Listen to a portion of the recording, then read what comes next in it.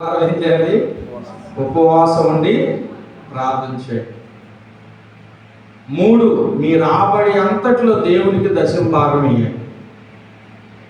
ఈ 3 సూత్రాలు చెప్పాడు. ఈ 3 మేము పాటించాం. దేవుడికి స్తోత్రం కలుగును గాక. చెప్పండి హల్లెలూయా. ఇప్పుడు ఇంచుమించు దేవుడు 4 ఎకరాల పొలం ఇచ్చాడు, 3 బిల్డింగులు ఇచ్చాడు. ఏది కొదువు లేకుండా దేవుడు తక్కువ లేకుండా మమ్మల్ని సమృద్ధితో దీవించాడు.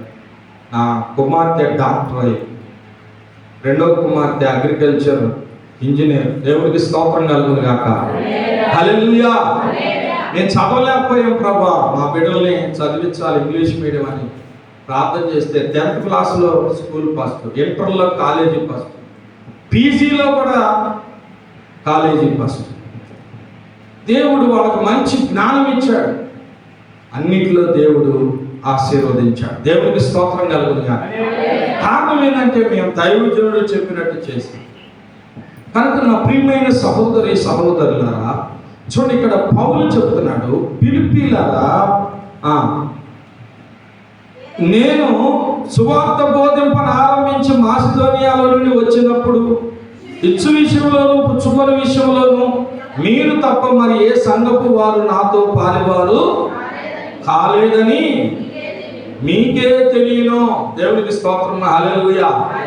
చూడండి, ఫిలిప్పీ సంఘం ఆశీర్వదించబడడానికి గల కారణం ఇక్కడ పౌలు చెప్తున్నాడు.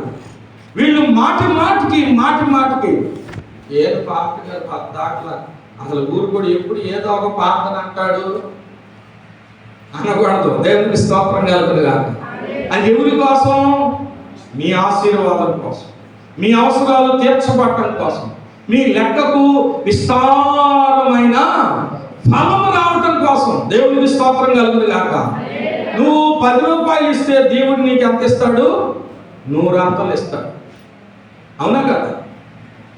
నువ్వు 100కి ఎంత ఇస్తావు? మా అయితే 10 రూపాయలు ఇస్తావు. కానీ దేవుడు నీకు ఎంత ఇస్తాడు? తిరిగి 100 అంతలో ప్రతిఫలం. దేవుడికి స్తోత్రం కలుగును గాక. 30 దంతులు, 60 దంతులు, 100 అంతలు. 30 అంతల్లో నువ్వు నమ్మకంగా ఉన్నావనుకో, కొంతమంది 100 రూపాయలు 10 రూపాయలేగా ఈజీగా ఇచ్చేస్తారు. 10,000 వచ్చినాయి ఆయనకి ఎంత ఇవ్వాలి? అమ్మో 1000 రూపాయల సైతాన్ గారు ఇక్కడ పట్టుకుంటాడు. 100 రూపాయలు అంటే 10 రూపాయలు ఈజీగా ఇచ్చేస్తావు, కానీ పిల్లోడికి ఐస్ కొనుక్కోవడానికి ఇచ్చినట్టు ఈజీగా ఇచ్చేస్తావు. కానీ 10,000 వచ్చినప్పుడు 1000 రూపాయలు ఇవ్వాలంటే మాత్రం కొద్దిగా ఇబ్బంది. మరి 1,00,000 రూపాయలు వచ్చినప్పుడు అప్పుడు కూడా నువ్వు నమ్మకం ఉంటే ఇంకా దేవుడు ఏం చేస్తా ఉంటాడు? విస్తారమైన ఫలం ఇస్తాడు.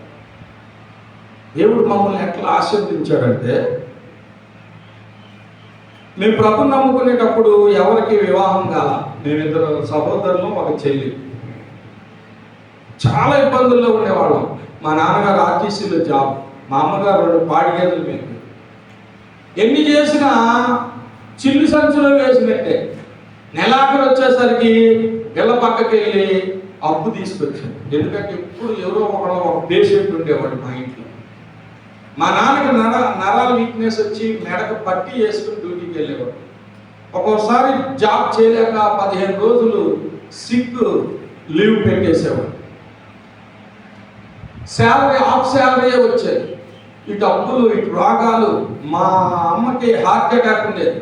సడన్గా ఎవరైనా ఏదో ఒక మాట చెప్తే గట్టి మోసుకుంటున్నా అక్కడే పడిపోయింది. అట్లాంటి పరిస్థితి. అయితే మేము ప్రభుని నమ్ముకుని ఈ పని చేయటం ప్రారంభించాము. దేవుడు మమ్మల్ని ఆశీర్వదించడం మొదలుపెట్టాడు. హల్లెలూయా. మా ఇంట్లో ఉన్న రోగాలు తీసేశాడు. మా నాన్నకున్న నరాల వీక్నెస్ తీసేసాడు. డబల్ డ్యూటీ చేసేవాడు. సింగిల్ డ్యూటీ చేయలేనాడు. ఏం చేసేవాడు? డబల్ డ్యూటీ చేస్తే శాలరీ కూడా డబల్ వచ్చేది. మా తల్లి గారు 2 పోయి 4 గేదెలు మేపేది. హార్ట్ అటాక్ పోయింది. దేవుడికి స్తోత్రం కలుగును గాక. మాకున్న బలహీనతలు పోయినాయి. దేవుడు మేము వేసిన పంటను ఆశీర్వదించేవాడు.